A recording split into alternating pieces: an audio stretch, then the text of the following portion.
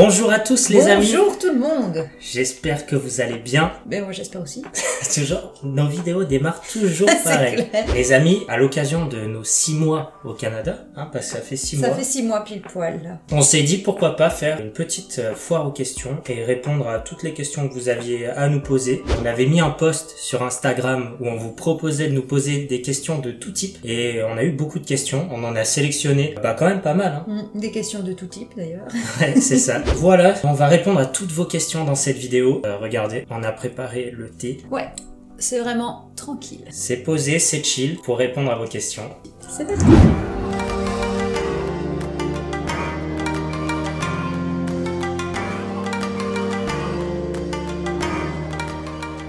Question numéro 1. Une question sur le déménagement. Excusez-moi. Comment s'est passé notre déménagement? Donc en ce qui concerne les déménageurs, les frais de douane, le temps que ça a pris, tout ça. Alors pour le déménagement, on était passé par Magellan Transit. Ouais. Tout s'est bien passé, très sincèrement. En fait, on avait démarché plusieurs transporteurs différents. Bah, c'est surtout toi qui t'étais occupé de ça. Et t'avais plutôt eu un bon feeling avec Magellan. Tous les devis qu'on a pu avoir, c'était sensiblement les mêmes. Ouais, après, il y en a certains qui travaillaient pas beaucoup avec les clients qui partaient au Canada. Ouais. Magellan avait vraiment l'habitude avec le Canada. Il y a eu des gens qui sont venus bien emballer les tableaux, les choses comme ça. Ouais. Et à l'arrivée, même s'il y avait eu un petit retard sur ce qui avait été annoncé. Il y a eu un retard à cause des grèves. À l'époque, il y avait les grèves au port du Havre. Au port du Havre. Et au final, 1 mois et demi après, je crois qu'on a eu... même pas. Généralement, ça va jusqu'à 2 mois, 2 mois et demi. Mais nous, on a eu de la chance parce que le bateau allait partir. Malgré la petite grève, ça s'est quand même fait assez vite. On était les derniers à mettre nos affaires. Est-ce qu'il y avait des frais? On n'a pas eu de frais de douane parce qu'on a amené aucun vin. Il y a une taxe sur les vins. Je crois que c'est $10 la bouteille, 15 $ la bouteille. Je sais plus exactement. Si vous le savez, mettez-le en commentaire. C'est peut-être même 5. Donc on n'a pas eu de frais de douane. Non. Le dédouanement était gratuit. En fait, il était compris avec Magellan. Ouais. Et nous, on a eu de la chance, on a dédouané là, à Ottawa, donc à côté. Si vous allez sur Montréal, ce sera à Montréal. Ouais, on pensait qu'on serait aussi sur Montréal, mais au final, c'était à Ottawa. Impeccable. Voilà, donc tout nickel. Ensuite, on passe à une autre catégorie, donc sur l'immigration en général. D'après vous, y a-t-il un âge maximum pour s'installer au Canada? Pour nous Français. Bon, non. Concrètement, il n'y a pas d'âge maximum. C'est juste en fonction, si on arrive à bien s'adapter, parce qu'on change quand même complètement de continent, donc de culture. Donc, faut pouvoir s'adapter et c'est peut-être pas forcément évident quand t'as un certain âge, mais sinon, il n'y a pas d'âge. Moi, je dirais que ça dépend du moment de vie. Si vous avez un travail, une vie bien établie, c'est là que ça va être difficile pour vous. Ouais. Mais t'en as beaucoup qui sont venus quand même avec, il disait, un travail bien établi, un bon salaire en France, Mais par contre, la résidence permanente, par exemple, si vous passez par le process de la résidence permanente sur le site de l'IRCC, avec les points accumulés, vous aurez moins de points. Il y a une tranche d'âge où on gagne le maximum de points. Il me semble que c'est entre 30, 35, quelque chose comme ça. Ouais, je crois que c'est jusqu'à 35, quelque chose. Ouais. Après, on commence à perdre des points à partir de 35 ans, il me semble. Après, vous pouvez gagner des points ailleurs, sur vos diplômes, sur est-ce que vous avez des expériences au Canada, des choses comme ça. Et puis ça veut pas dire que vous l'aurez pas, cette résidence, ça met juste plus de temps aussi. Tout dépend de votre profil global. C'est un package global que l'immigration va analyser, donc ça se fait, tout âge. Preuve pour déjà ma famille, ma mère et mon beau-père, ils avaient 45 ans à peu près, je pense, quand ils sont venus là. Ouais, c'était il y a 10 ans. Quel travail et salaire si on n'a pas de diplôme? Quel travail et salaire? Alors ici, on peut travailler facilement, on trouve facilement dans tout ce qui est vente de vêtements, dans les magasins de chaussures, tous ces métiers qui ne demandent pas forcément un diplôme particulier. C'est plutôt facile de trouver. D'ailleurs, quand on se promène dans les galeries, par exemple, les promenades à Gatineau, tu vois tout le temps... ou à Ottawa. ou à Ottawa. Ils te demandent, ils recherchent toujours des gens. Par exemple, si vous voulez être vendeur, on a parlé à un vendeur. Il se baladait en tant que client. Il était dans les galeries des promenades. Et il s'est renseigné dans un magasin pour travailler. Il a commencé le lendemain. Donc c'est vraiment hyper simple. Si vous voulez travailler aussi dans une concession auto, apparemment, vous pouvez trouver assez facilement. Ma sœur y travaille en tant que job étudiant. Dans les supermarchés, il y a plein de petits jobs. Vous allez trouver normalement assez rapidement. Tous les jobs par contre un peu qualifiés, on y reviendra après parce qu'il y a une question je crois dessus. C'est pas du tout la même chose. Et au niveau des salaires, c'est ça qui est oui, les salaires, exactement. Bah les salaires, c'est pas des gros salaires forcément, mais il y a quand même une belle différence entre les travailleurs qualifiés. Ouais, je trouve. Perso, après, attention, ça dépend. Il y a certainement des jobs non qualifiés qui doivent rapporter. Nous, on vous parle vraiment des jobs de vendeurs, etc., ou dans un fast-food, dans un supermarché. Tous ces jobs qui peuvent aussi être exercés par les étudiants, parce qu'il y a beaucoup d'étudiants qui travaillent dedans. Généralement, vous êtes payé quasi au salaire minimum. Par contre, vous évoluez vite. C'est ce que j'avais dit. C'est ça. Je veux dire, par contre, on peut commencer bas, simple vendeur, mais on peut... Vous allez être chef de rayon, par exemple, et là, votre salaire va vraiment augmenter, et ça, c'est rapide. Au Canada. C'est ça l'avantage. C'est le travail au mérite. Si vous méritez une augmentation, vous l'aurez sans souci normalement. Même si vous êtes étudiant. C'est ça qui est bien ici. Quel salaire faut-il pour vivre correctement pour un couple avec un enfant? Généralement, si vous êtes un couple, c'est mieux déjà d'avoir les deux salaires. Sauf si un des deux vraiment a un salaire assez élevé. Je dirais à l'année peut-être... Au moins 80 000 $. Ouais. Après, ça dépend où vous vivez aussi, de vos charges, etc., de votre loyer. Ici, à Gatineau, les loyers sont chers. À Montréal, les loyers sont aussi un peu chers. Il y a d'autres villes, sinon faut choisir d'autres villes où c'est un peu moins cher. Pouvez-vous répondre à cette question, s'il vous plaît? Lorsqu'on échange le permis français par un permis québécois, notre permis français, on le garde. Des démarches sont nécessaires si on revient en France. Donc, concernant le permis de conduire, quand on parle d'échange, c'est le terme utilisé ici. Vous échangez votre permis français pour un permis québécois, en fait, c'est pas un vrai échange. Oui, on le garde physiquement. Le permis français. Vous inquiétez pas, vous avez vos deux permis. Si vous allez en France, vous pouvez utiliser le français si vous voulez. Et ici, vous utilisez votre permis québécois. Vous perdez pas votre permis de conduire français, vous inquiétez pas. Ensuite, on passe à l'adaptation au Canada. Avez-vous eu du mal à vous habituer à l'hiver canadien? Là, après, c'est un peu personnel, je pense. Déjà, chaque personne est un peu différente pour leur ressenti à l'hiver. Donc, même nous, on va répondre indépendamment, je pense. Moi, personnellement, pas tant. Mais après, on n'a pas eu un hiver classique de ce qu'on a compris. Mais bon, comme on est bien habillé, on a les voitures bien équipées. Bon, après, on n'a pas fait de sport d'hiver non plus, j'avoue, mais ça a été. Par contre, je l'ai trouvé long. J'en avais marre au bout d'un moment, quand même. À voir si vous préférez un hiver neigeux avec du coup des températures qui sont pas très froides, ou un hiver avec c'est ce qu'on a eu. Ou un hiver avec des températures plus froides, moins de neige et plus de ciel bleu et de soleil. Moi, c'est ce que je préfère. Sincèrement, cet hiver, je l'ai pas trop aimé parce qu'il était trop neigeux. Le ciel était toujours blanc. C'est pas une question de froid. Moi, parce qu'on n'a pas eu froid. Et puis on traîne pas dehors, qu'il fasse 0 ou moins 30. La voiture, on va tout de suite dans les magasins ou on prend la voiture pour aller au travail. Quand on fait une activité à l'extérieur, par exemple, vous voulez faire de la luge avec vos enfants, vous allez bien vous équiper. Donc généralement, vos vestes ici, elles résistent à un froid qui est plus élevé. Vos bottes, elles sont plus adaptées. C'est sûr qu'à la longue, au bout d'une heure, ça commence à geler. Mais c'est vrai qu'on s'est baladé quand même à des moments, on a eu froid au visage. Il faut s'équiper. Mais bon, on s'équipe bien ici. Tout est fait pour. Donc. Après, ça fait du bien quand même de revoir l'été. On va pas se cacher. Là, par exemple, c'est tout vert dehors. J'arrête pas de lui dire mais que c'est beau, mais que c'est beau. Deux mondes différents. Comment se passe l'adaptation? Quelle grosse différence, changement dans votre quotidien? L'alimentation. On met du temps en fait à trouver nos produits et tout, mais quand on a recréé nos habitudes, on sait quel produit acheter et tout. Non, le quotidien, il est quand même similaire, je trouve. En fait, on s'est recréé le même quotidien quasiment ici. La seule différence, c'est que on habite à Lyon, là, on est dans des villes nord-américaines, donc c'est plus espacé. Là, faut que tu prennes ta voiture pour faire moins de Voilà, c'est ça. Vous voulez faire vos courses, vous voulez aller vous balader, faut prendre la voiture. En fait, on prend un mode de vie à l'américaine. À Tim Horton régulièrement. Quand même, je sens qu'il y a moins de stress par rapport à la France. Je sais pas, c'est moins stressant le quotidien, tout le temps en fait. C'est toujours de la bonne humeur, les vendeuses, les caissières, tout en fait, tout est il y a rien de détente. stressant. C'est toujours ça va le faire.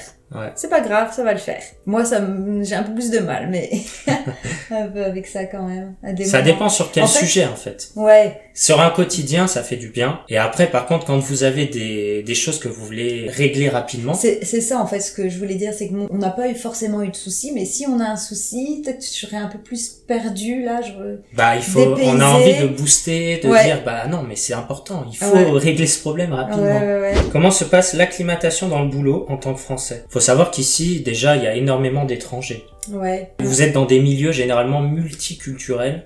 Après, bien sûr que c'est la manière de travailler, certainement à la québécoise, etc. Mais c'est ce qu'on dit, que c'est un peu cool quand même. Et je trouve que ils mettent des priorités là où pour moi il y aurait pas eu besoin, et là où faudrait mettre des priorités, ils sont plus laxistes. Voilà, moi c'est un peu mon ressenti dans mon travail, je trouve. Par contre, on est quand même bien accueillis. Moi j'ai été très bien accueillie, toujours là pour t'aider s'il y a besoin. Si tu poses une question, vraiment on va venir t'aider, à t'intégrer, tout ça.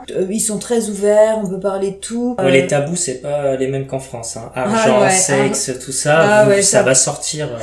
Ah oui, dans la conversation comme ça, normal. Tout ce qui est personnel, on peut tout savoir, ça sort comme ça, il n'y a pas de pudeur comme pourrait y avoir en France. C'est vrai, hein. Nous, l'argent en France, c'est un gros tabou, personne dit ce qu'il gagne, tout est caché. Là, on le dit ouvertement, hein.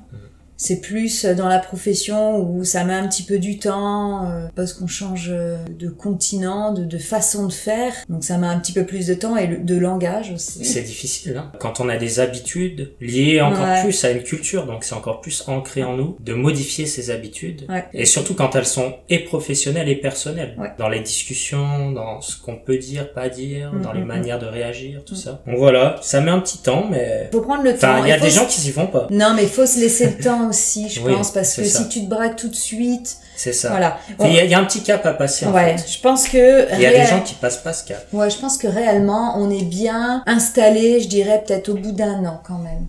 6 mois déjà on commence à être un petit peu mieux, mais je dirais qu'au bout d'1 an on est vraiment plus à l'aise là quand même. Est-ce que vous vous sentez bien au Canada? Oui, dans l'ensemble on se sent bien. Ouais. Bien, En fait, les choses pour lesquelles on est venu ici, elles sont comme on attendait en fait. On n'est pas déçus. On n'est pas déçus sur ce point-là. Après, bien évidemment qu'il y a des choses qu'on pouvait bien aimer en France qu'on va pas retrouver ici. C'est là où il va falloir peser en fait votre balance, vous dire est-ce que ça c'était vraiment important par rapport à ce que vous gagnez en venant ici. C'est là où il y a des gens qui vont pas s'y faire ou qui vont avoir des regrets. Il y en a certains qui vont retourner en France et il y en a beaucoup qui vont retourner en France et se dire finalement j'aurais peut-être dû rester. C'est ce qu'on a vu dans des des groupes Facebook, il y en a énormément. Mais c'est pour ça que je dis il faut vraiment se laisser le temps, se laisser la chance. Quand vous venez, dites-vous je sais pas moi, vous venez pour un permis de travail, c'est 3 ans, faites vos 3 ans au moins et vous verrez. Au pire des cas. Si vous voyez que la culture vous arrivez pas à vous y faire, rien ne vous empêche soit de rentrer en France, soit d'aller ailleurs. Il y a plein d'autres pays dans lesquels vous pouvez faire une expérience. Ensuite, avez-vous réussi à créer un réseau amical au bout de ces 6 mois? Après, le truc, c'est qu'aussi, on connaissait certaines personnes en venant ici, il y avait ma famille déjà. Oui. Donc c'est vrai que quand on sort un petit peu, qu'on va au restaurant, qu'on va manger, souvent... C'est avec la famille, un peu les amis de la famille aussi. Après, toi, il y a tes collègues un petit peu de travail. Ouais. Moi, j'ai pu voir à l'extérieur des collègues quand même. Et du coup, moi, je suis sur plusieurs pistes, on va dire. À la fois, je fais une formation dans le domaine, parce qu'il y a une question là-dessus sur la recherche de travail. J'ai des qualifications en France. D'ailleurs, j'ai un énorme conseil à vous donner. Vos équivalences de diplômes, faites-les en France. Vraiment, pensez-y. Si vous avez plusieurs diplômes, parce que quand vous êtes ici, c'est une galère. Faites-les en avance aussi, parce que ça prend du temps. Moi, j'ai tout ici, et j'ai aucune équivalence. C'est trop compliqué. Il faut demander à toutes vos universités, toutes vos écoles, de faire des copies conformes. Faites en France des copies conformes à la mairie. Ici, il n'y a pas d'établissement qui vont vous faire des copies conformes. Même l'ambassade de France ne vous fait pas de copies conformes. Ça m'a posé problème parce que sur certains postes, surtout au gouvernement, ils vont vraiment vous demander vos équivalences. Ensuite, les procédures d'emploi sont très longues. Moi, par exemple, je suis dans des processus de recrutement, ça fait plus d'1 mois pour la même boîte et c'est toujours pas fini. Ils ont plein d'étapes différentes. Je vous ferai une vidéo complète dessus sur le processus de recrutement au Canada. C'est pas du tout le même et je ferai sûrement venir mon frère d'ailleurs pour cette vidéo pour qu'il explique lui aussi parce qu'il en a fait beaucoup. Et voilà, on parlera de ça. T'en as passé. Des tests. Et à côté de ça, je fais une formation parce que ici il y a certains métiers qui nécessitent d'avoir des certificats pour pouvoir travailler, notamment dans la finance. Donc je suis en train de faire une formation dessus, je vous en parlerai. Ensuite, la vie est-elle vraiment moins stressante qu'en France? On en a parlé. Je viens de Lyon comme vous. Oui. Eh ben, moi, je vous l'ai dit, je trouve qu'il y a beaucoup moins de stress ici. Voilà, il n'y a pas de pression, en fait. Non. Pression. Les gens sont toujours gentils, ça c'est pas un mythe. Et puis ici au Québec, ils ont une patience. Ouais. Ils sont tous patients, je trouve. Dites-nous les autres expats ce que vous pensez aussi si de la vie, même si ouais. vous êtes à Montréal, c'est une plus grande ville. Est-ce que vous trouvez aussi que la vie est moins stressante au Canada? Et on n'a pas d'enfants, mais moi j'ai des collègues qui sont arrivés là début d'année 2023 et bon, elle a un petit peu du mal là à s'y faire, ma collègue. Mais par contre, toutes ses collègues de France lui disent que elle est moins stressée quand ils ont au téléphone que quand elle était en France, quoi. Donc, et les enfants, pareil. C'est ce que j'allais dire. Au niveau de l'école, il y a pas un enfant, je crois, français qui est venu au Canada et qui s'est plaint du système d'éducation. Ouais. À chaque fois, ils adorent l'école ici par rapport à la France. Ça c'est un point important. Ouais. Voilà pour cette question. Maintenant, catégorie astuces. Des idées où se meubler pas trop cher, bientôt expatrié, on vient de France, c'est Olivier qui nous dit ça. Ikea. Ce serait le bon rapport qualité-prix, un peu. Ikea. On a fait quelques achats à Ikea, principalement pour les rangements. Ouais. C'est légèrement plus cher qu'en France quand même. 30% t'avais trouvé. Ouais, 20-30%. Ouais. Sinon, si vous avez Meuble RD. Meuble RD. Qui était pas trop cher. Costco, ils font aussi des Costco choses. fait des meubles. Costco, ils font. Faut regarder sur le Costco en ligne. Ouais. Et sur le web, vous avez Wayfair. On a commandé pas mal de nos meubles. Vous avez tous les prix. Ouais. Sur Wayfair, ce qu'on trouvait, c'est que c'était un peu plus moderne. Voilà. Nous, on a acheté pas mal de trucs sur Wayfair, mais ça peut être assez cher quand vous voulez du design. On taira le prix de notre meuble TV. Deux magasins qui sont connus, c'est Brix et Bro et Martino. C'est quali, très quali. C'est juste un peu cher. Faut profiter des rabais qu'ils font aussi. Exactement. Attendez les rabais. Ouais. Et généralement, vous avez toujours un mois pour demander le remboursement de la différence si jamais vous voyez que le prix de votre meuble a baissé. Vous y allez, nous on l'a fait. Nous on l'a fait pour... On y est allé et ils nous ont remboursé la différence un mois après. Question suivante. L'assurance voiture, vous avez choisi qui? Vous avez l'ancienneté française au contrat. Donc là, il y a un bon plan. Je te laisse le dire. C'est moi avec mon travail en fait. Ouais, c'est ça. Avec la profession infirmière, on avait une réduction sur la personnelle, ça s'appelle. Donc on est chez la personnelle pour l'assurance voiture, pour l'assurance habitation. Ouais. Et je pense que c'est tout pour l'instant. Et c'est tout, ouais. Faites bien vos comparatifs. Ça va du simple au double. Ouais. Je vous le dis clairement. C'est clair. On avait fait des devis. Donc faites bien attention, appelez-en au moins 3. Ouais. Votre banque, elle peut vous faire des prix, je pense. Ouais. Parfaite transition. Vous êtes à quelle banque et pourquoi pas Desjardins si c'est pas Desjardins? C'est Desjardins. C'est Desjardins. C'est faciliter la tâche à l'arrivée. C'est ça. Bon, on a deux banques ici. Ouais. Parce que Desjardins ne peut pas tout faire. C'est un peu limité quand même. Voilà. Mais quand vous arrivez, vous avez quasiment toutes les banques du Québec, du Canada en général. Desjardins, c'est plus Québec, mais Scotia, la banque Royale, la banque de Montréal, enfin toutes, elles vont vous proposer généralement quelque chose pour les expats. Ils ont tous une formule. Ou t'as un an de gratuité. Ouais, au moins un an. Nous, je crois que c'est 2 même chez Desjardins. Vérifiez, essayez de voir ce qu'on peut vous offrir. Faut prendre des rendez-vous et puis discuter un peu et faire les comparatifs en fait. Ensuite, avez-vous une assurance rapatriement en plus de votre AMQ? Absolument pas. Non. Pourquoi se faire rapatrier? À partir du moment où tu es en permis de travail ici, c'est ici notre pays de rapatriement en fait. Ouais. Non, on n'a pas d'assurance rapatriement. Après peut-être pour les PVT, mais dans ce cas il n'y a pas de RAMQ pour les PVT. Non, ils ont pas de RAMQ les PVT. C'est ici vos soins maintenant. Ouais, c'est ça. C'est ça. Hello, quelle marque de voiture qui résiste à l'hiver, mais qui reste classe? Déjà au Canada, vous retrouverez principalement des SUV. Ouais, beaucoup de SUV. Des pick-up par les vrais Québécois. Des gros trucks, ils appellent ça des camions presque. C'est des énormes pick-up. Ouais. Et vous retrouverez des sportives, mais principalement l'été. Donc très peu de petites voitures, on appelle ça les citadines. Non, c'est vraiment des SUV. Si vous voulez quelque chose de classe, vous partez dans les marques BMW, Audi, il y en a quand même pas mal ici. Sinon, vous avez les berlines, en 4 roues motrices par contre pour l'hiver de préférence. Mon frère a une coupé BMW en 4 roues motrices, il a jamais de problème en hiver, donc elle résiste parfaitement à l'hiver. Généralement les voitures résistent à peu près à l'hiver. Elles sont équipées pour. Ouais. Elles ont été conçues pour. Et sinon, si vous voulez quelque chose de bon rapport qualité-prix, ce sera toutes les asiatiques. Ouais, il y a très beaucoup répandues ici. de Hyundai. Il va y avoir les Toyota, les Honda. Les Honda. Honda marche très bien ici. Ouais. Et après, vous avez les américaines, forcément, les Chevrolet, etc. Tout ce qui est ici résiste à l'hiver canadien, normalement. Ouais. Dites-nous dans les commentaires si vous avez eu des soucis avec certaines marques. Ensuite, le service de santé est catastrophique au Canada d'après les gens. Est-ce que c'est vrai? Eh ben, c'est pas faux.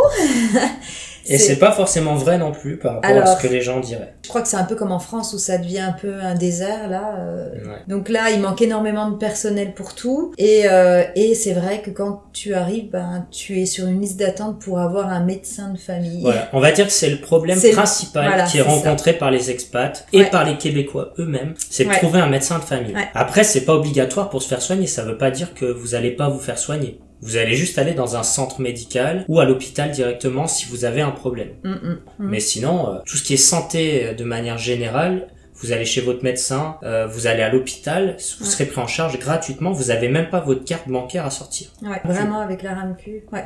Après, est-ce que c'est catastrophique? Il manque du personnel, il manque de tout. Dans toutes les professions, de toute façon. Ça, c'est certain. Les urgences, elles sont surchargées. C'est surchargé. On peut passer 12 heures aux urgences à attendre. Alors, il y a eu le problème de la Covid aussi, qui a retardé énormément de chirurgie, de tout ça. Donc là, on rattrape un petit peu. Mais c'est vrai que il y a une liste d'attente pour faire ces interventions. C'est vrai que c'est très long quand même. Par contre, à côté de ça, vous allez avoir besoin du dentiste. Il y en a énormément. Par contre, c'est payant. Ouais. C'est en fait tout ce qui est payant, c'est tout rapide. Voilà. On a fait par exemple des examens sanguins. On avait deux choix. Soit se rendre dans le centre de prélèvement gratuit et là il y avait la queue, donc fallait attendre peut-être 1h30, 2 heures ou revenir un autre jour. Ou soit vous allez dans le centre de prélèvement payant, Dynaker, pour ne pas le citer. Et là, vous faites pas la queue. Vous arrivez, vous êtes reçu tranquillement, avec un sourire, tout se passe bien. Vous avez vos résultats en 24 heures. Voilà. Tout est parfait en fait. Ta prise de sang s'est faite en 5 minutes. Et c'est gratuit. Ah non, c'est pas gratuit par contre. Voilà. On a payé pour ça. Voilà. Le problème, c'est le manque de personnel. Encore une fois, on y revient. Parce que sinon, c'est gratuit ici, les choses. Sauf qu'en fait, si vous voulez du gratuit, il va falloir attendre. Ouais, faut s'armer de patience.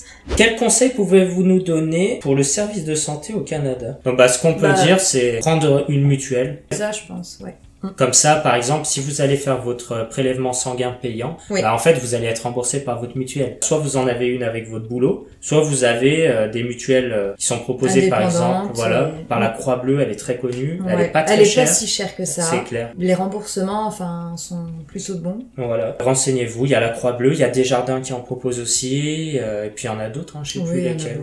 On va passer à des petites questions perso qui nous concernent. En visitant Gatineau, j'ai eu l'impression que c'était pas top pour les jeunes. Si vous êtes passé à Gatineau, vous vous êtes rendu compte que c'est pas une grande ville, et pourtant elle a 400 000 habitants.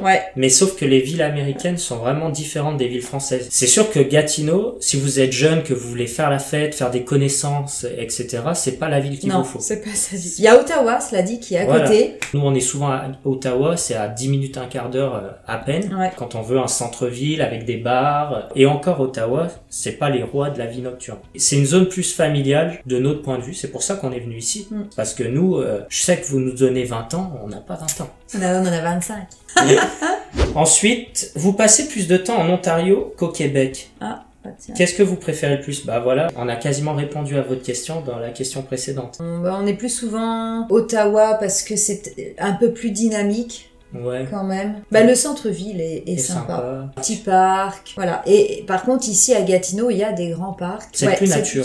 Donc voilà, on a les deux aspects. Ensuite, vous êtes à combien au niveau budget des courses par semaine? Franchement, on mange quand même de la viande, nous on n'est pas végé. Faut faire mes lunchs, qu'on faisait pas avant. Exactement. C'est un budget à prévoir. Et pour les enfants. Pour les enfants aussi, parce qu'il n'y a pas nous, de cantine on en a pas, ici. mais comptez pour les enfants. Oui. On va regarder pour vous donner une réponse. Donc je dirais moi $600 par mois, non? Peut-être $600, ouais. Quand on va à Costco, on achète des gros contenants, mais du coup ça chiffre quand même tout de suite un peu. On vous affiche ça là. Je dirais que la nourriture, globalement, c'est 20% plus cher qu'en France. Ouais.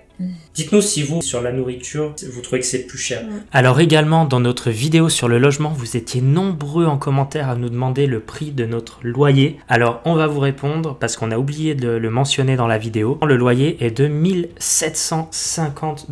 Alors vous allez me dire, c'est hyper cher. C'est vrai que les loyers sont hyper chers à Gatineau. En plus, on est au dernier étage, en angle, donc le loyer est plus cher que les appartements du bas, parce qu'on a personne au-dessus de notre tête et c'est comme ça que ça fonctionne ici. Ensuite, Gatineau, c'est une ville assez chère, notamment certains quartiers. Après, dans ce prix-là, pour se consoler, on a quand même la place de parking qui généralement est vendue presque $100 dans certains logements qu'on a pu visiter. Et puis, on a une grosse remise de plusieurs mètres carrés. C'est sûr que ça fait un petit peu cher, mais les prix ici à Gatineau ont énormément augmenté. Je pense qu'à Montréal, c'est pareil. Après, vous avez toujours des zones où en s'excentrant un petit peu, ça va être un peu moins cher. Donc, regardez bien. Mais bon, de toute façon, nous, on comptait pas y rester très longtemps. C'est pour ça qu'on n'a pas trop hésité pour prendre ce logement, surtout qu'il nous plaisait bien. Question suivante. Allez-vous demander la citoyenneté? Intéressant comme question. Avant la citoyenneté, il faudrait avoir la résidence. On a commencé à travailler dessus, sur la résidence, permanente. On vous tiendra au jus, on fera sûrement une vidéo dessus quand ça aura un peu plus avancé. On a eu des opportunités concernant la résidence. On vous en parlera dans une vidéo qui sera dédiée à la résidence permanente quand ce sera le moment. Est-ce que votre chat va bien? Il est où le petit père? Je viens de le voir passer là. Il a subi plein d'émotions, ce petit père. Bon, déjà, on a fait notre petit voyage à New York, donc il a fallu le laisser chez la mamie. Elle va être contente que je dise ça. Mais bon, ça s'est bien passé. Il s'est plutôt bien acclimaté. Il a mis du temps quand même. Mais bon, comme les chats, c'est toujours un peu pareil. On est parti 4 jours. On le laissait pas non plus pour un temps extrême. Bon, il est là. Bref, donc après, nous l'avons récupéré, ce petit père. Et quoi, une semaine après, il avait sa castration. Regardez, ça en est remis quand même. Donc là, ça fait 3 jours qu'il s'est fait opérer. Et vous voyez comme il est plutôt bien. Pas douloureux, rien de particulier, non, il est bien. Ensuite, on a, donc c'est Mélissa qui nous dit coucou, quel est le prochain gros projet? Le prochain gros projet, ce serait...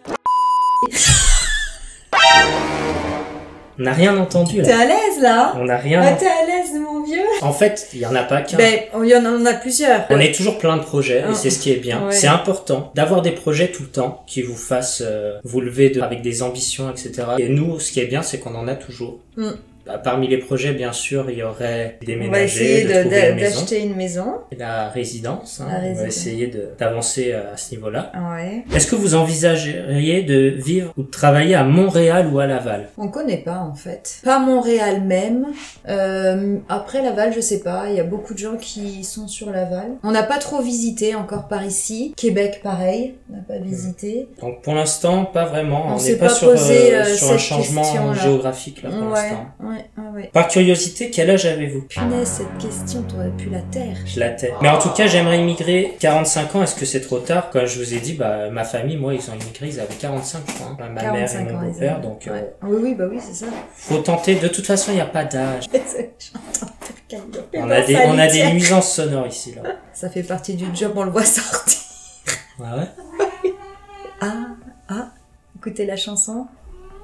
Du coup, j'aimerais immigrer à 45 ans. C'est jamais trop tard. À tout âge, il faut tenter. Merci beaucoup. Merci à vous. Merci à vous de nous suivre, de nous soutenir. Ouais, c'est gentil. On reçoit plein de mots, de soutien, que ce soit sur Insta, sur YouTube aussi. Ouais, que de la bienveillance. Et ça nous fait plaisir, en tout cas, de partager. Sinon, on arrêterait de le faire, très clairement. Ouais. Puis, pourquoi pas aussi se rencontrer. D'ailleurs, on pourrait y penser si jamais il y a des gens qui discutent avec nous, qui passent sur Gatineau, Ottawa. Ah oui, on ça pourrait sera se avec rencontrer. Plaisir, bien sûr. Sans souci, ouais. J'ai découvert... Ça nous donnerait des amis. J'ai découvert vos vidéos sur YouTube il y a 2 jours, j'adore. J'attends avec impatience la prochaine. Bah merci. Merci. Ouais. C'est hyper sympa. Là, vous allez en avoir. Maintenant, on va essayer d'enchaîner un peu. Et ensuite, on a des questions infirmières pour Flora. On va en sélectionner quelques-unes parce que Flora, elle va faire des vidéos vraiment sur chaque thème infirmière. Est-ce que tu es à temps plein en infirmière déjà? Alors oui, je suis à temps plein. Il faut savoir que le temps plein ici, c'est 75 heures aux 2 semaines. Donc un 37 heures et demie. Ouais. Alors ici, il n'y a pas de réglementation. On peut en faire 60 dans la semaine. Donne l'exemple de ta semaine que tu viens de finir. Eh ben, j'ai fait 6, 12 heures et un 8 heures d'affilée. À peu près 80 heures la semaine. Voilà. Voilà. Pour vous dire à mais quel du point coup, il y a derrière, pas trop de j'ai une semaine de repos. Comment se passe la prise de poste? Ben justement, je vais faire une vidéo et je vais en parler plus précisément dans cette vidéo. Il y a eu des petits changements. Et d'ailleurs, j'en profiterai dans cette vidéo pour parler de mon adaptation, de mon stage, comment ça s'est passé. Et justement, te demander aussi les différences France-Canada au niveau du travail en tant qu'infirmière. Là, c'est long à répondre exactement. Je prévois de faire une vidéo pour parler de ça, ces différences, parce que c'est vraiment long. Il y en a pas mal, des différences. Faut être prêt à modifier ses habitudes de travail. Oui, il faut s'adapter aussi. Il y a des choses moins bien, il y a des choses mieux. Faut s'adapter. Les points positifs et négatifs en tant que soignant? Alors les points positifs, c'est on a quand même moins de pression parce qu'on a moins de charge sur nos épaules vu qu'il y a plusieurs infirmières. On travaille beaucoup en binôme avec l'infirmière auxiliaire, donc on a quand même bien moins de tâches à nous. Ensuite, on aurait le salaire aussi. Un point important. La reconnaissance. Les infirmières ici sont bien appréciées de par le corps médical, de par les patients, de par tout le monde. Ouais, c'est un métier quand même qui a de l'importance aux yeux des gens. Oui, je le ressens plus. On est mieux valorisé. Voilà. Les pauses. En France, on connaît pas la pause. Des fois, on n'a pas le temps de faire pipi. Ici, t'as des pauses, t'es obligé de les prendre. Donc on a 30 minutes le matin, 1 heure l'après-midi pour manger, enfin 1 heure le midi pour manger, mais vraiment, hein, où tu peux sortir de l'hôpital pour rentrer chez toi ou aller faire tes courses. Il y en a beaucoup qui vont faire leurs courses. Voilà, donc ça c'est assez exceptionnel, les pauses. Voilà, globalement pour les points positifs. Pour les points négatifs, moi je dirais que c'est le planning. On travaille quand même beaucoup. Les horaires sont particuliers quand même. On finit quand on est de soir, on finit à minuit. C'est quand même pas des horaires très classiques. On n'a pas l'habitude de faire ces horaires-là en France. Après, je sais pas si c'est propre à mon hôpital ou ailleurs, c'est pareil, mais... On te les donne un peu à la dernière minute. C'est tout on n'a pas de planning bien fixe. C'est tout un peu à la dernière minute. Un autre point négatif qui t'a vraiment marqué? Les paperasses. Ah oui, la paperasse. Comment on peut oublier Mon Dieu, ça? La paperasse. Bah oui, mais parce que, en fait, ici, mais peut-être qu'ailleurs, si c'est informatisé, c'est peut-être bien mieux, mais moi, là, actuellement, on est au retour au papier, là. Donc, moi, j'ai pas connu ça. J'ai connu ça quand je suis sortie de mon diplôme 1 année et c'était terminé. J'ai toujours été informatisée. Je te jure. Et là, je retourne dans le prescription papier. Faut déchiffrer les prescriptions médicales, les écritures des médecins. J'en parle dans ma vidéo que je vais faire sur mon stage. Il y a vraiment pas énormément de points négatifs. Et pourtant, l'adaptation a été dure. Mais il y a peut-être autre chose aussi. On est habitué en France à faire tout. Et là, du coup, on fait un peu le minimum. Il y a beaucoup de choses qui sont déléguées parce qu'il y a énormément de professionnels qui interviennent. Et ça, c'est pareil, hein, je vais en parler dans la vidéo. Mais voilà, c'est tout. Il n'y a pas de gros points négatifs, réellement. Voilà les amis, je crois qu'on a fait le tour des questions qu'on avait sélectionnées. Ouais. Oui, il y en avait beaucoup quand même. Ouais, il y en avait pas mal. Hein. J'espère que ça vous a plu, que ça vous a aidé. Et n'hésitez pas si vous avez d'autres questions, on pourra vous répondre. Ouais, on refera une FAQ plus tard, certainement pour les 1 an au Canada. Donc préparez vos questions. N'hésitez pas à en poser d'ailleurs en commentaire de cette vidéo. Comme ça, on y répondra dans la prochaine, on les notera. Et pensez à nous ajouter sur Insta. J'espère que vous avez aimé. Mettez un pouce bleu. Abonnez-vous. On se retrouve bientôt pour la prochaine vidéo. Allez, ciao, bye! Ciao!